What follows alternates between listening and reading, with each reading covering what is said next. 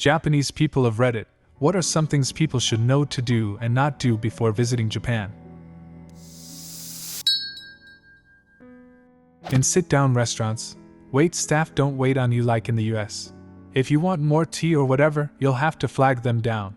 Well, maybe not so much in touristy restaurants. When standing on the escalator in Tokyo, stand on the left. When standing on the escalator in Osaka, stand on the right. No tipping. No public trash cans. It's not literally that there's no public trash cans, but they can be few and far between. When on public transit, keep quiet and no eating. There's generally no eating, drinking on the streets when you're walking around, which is partly why there's no public trash cans. Don't close taxi doors by yourself, it's automatic, and they'll yell at you. If you're looking for cheapish food, the basements of department stores have decent food courts.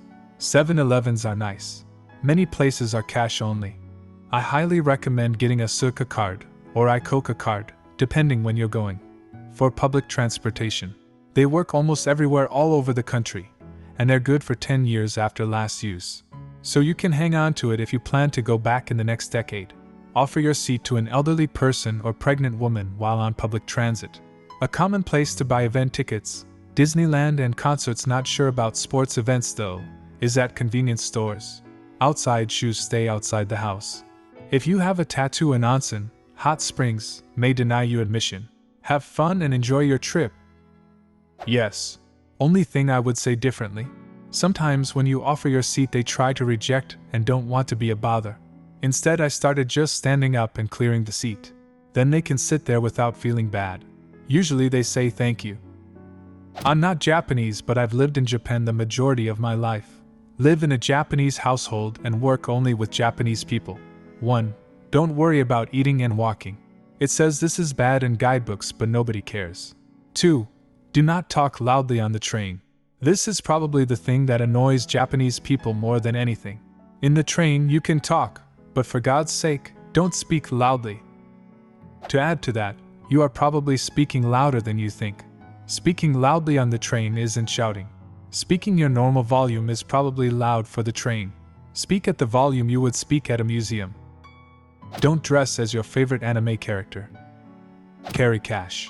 They'll take cards, but it's unusual, and I've gotten looks for it. You can access international ATMs at 7-Eleven and the post offices. Just be polite.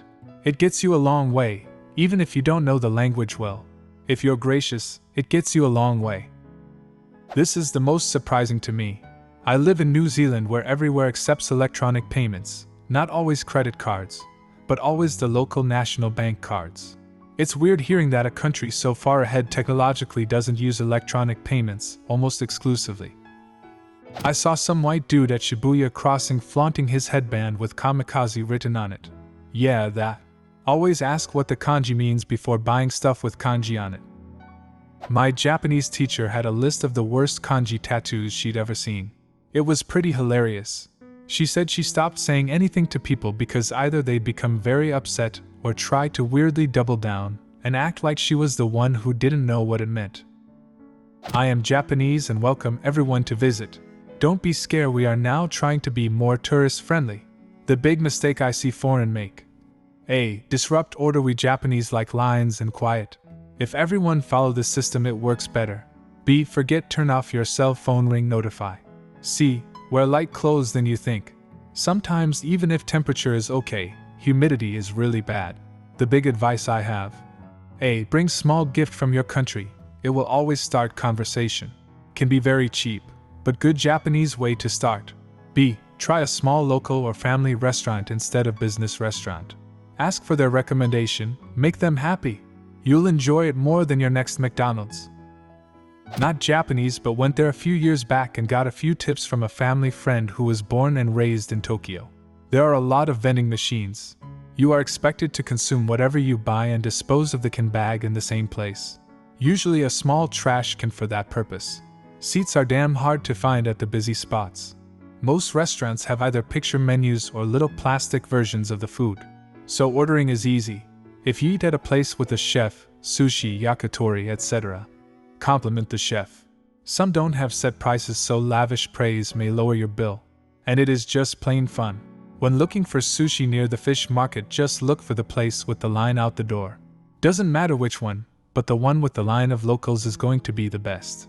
A few observations from being there. Seats are rare to find. If you need to sit for a few minutes, look for an American fast food chain. You can get a drink, clear your head, and sit for a few minutes. People are amazing. We had one guy cross 6 lanes of traffic to help direct us to the Tokyo Museum. We had another get off a train and walk us through the right connections to get us to the bullet train we booked to Kyoto. As in, he rode 20 or 30 minutes out of his way just to make sure we got there. Old people are grumpy as hell. They were like Florida retirees whose favorite buffet closed down. The contrast with everyone else being so very nice made this particularly entertaining. Ask before taking people's pictures. This is true everywhere, but people seem particularly sensitive to this in Tokyo and Kyoto. You can just hold up the camera and smile and ask the question with facial expressions. No need to learn the Japanese phrase. Almost everyone was fine with it, but a few refused. Don't take anything too seriously. Set out every day to get lost, to embarrass yourself with a local, to buy something silly, and to eat something of unknown origin. You will have much better memories that way. There are a lot of vending machines. This is what really surprised me when we went. The vending machines are literally everywhere. We went up a shrine path to the top of a mountain that was so long we were sore the rest of the trip. And the entire way along the path there were vending machines. And they have the option for heated drinks for when it gets cold, or you just want a warm drink. Warm royal milk tea is literally the greatest thing ever. Also, I'm a super picky eater, but I ate everything that came my way in Japan. By far some of the best food I've ever had. Even this weird jelly with beans and shrimp in it? Dunno, ate at a ryokan and had no idea what 50% of the food even was while consuming it. But gosh darn was it good. Obligatory not Japanese. Lived here for the majority of my life, however. If there's one thing to do in Japan, just be quiet. Pretend you're in a museum. You don't have to yell on the train. It also helps to have situational awareness. If you can avoid blocking the street aisle, you're already doing better than 90% of tourists and Japanese combined. Don't touch everything in shops, especially grocery stores. If you rent a bicycle or something, don't be an idiot on it. I don't recommend renting a bike if you're not from a bike-friendly place. Before you do something, ask yourself, would a mainland Chinese tourist or Logan Paul do this? If the answer is yes, don't do it. That last one is good advice for day-to-day life. Everyone was very nice and plenty of folks speak English, but I always felt like people warmed up even more because I took the time to learn literally 10 words of Japanese. A little effort goes a long way. Hello, goodbye, thank you very much, where's ____, check please, 1 through 10, etc. Also, I saved a ton of money by eating breakfasts at 7 to 11. A little effort goes a long way. Hello, goodbye, thank you very much, where's ____, check please, 1 through 10, etc. This is true for traveling basically anywhere. Know the basics of the local language, even if they speak English. You will be treated with much more respect and make local friends and connections quickly with just a passing vocabulary of a dozen travel words. Does not apply to Denmark. Nor France. More specifically Paris. Parisians are notorious for being frustrated by non-perfect French.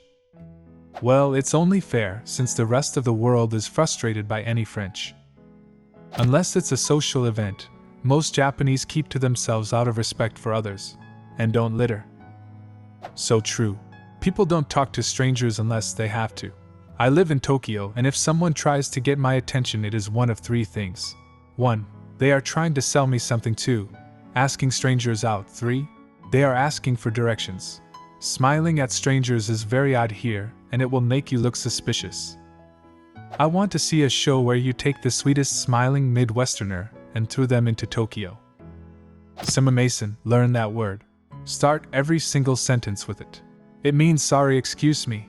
Use it when asking for directions, as another way to say thank you when entering a new place. If there is one word you need to learn, it's sumimasen.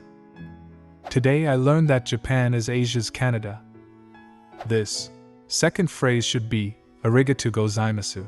It means thank you very much, and I think I said it about 1,000,000 times when I was there for 2 weeks.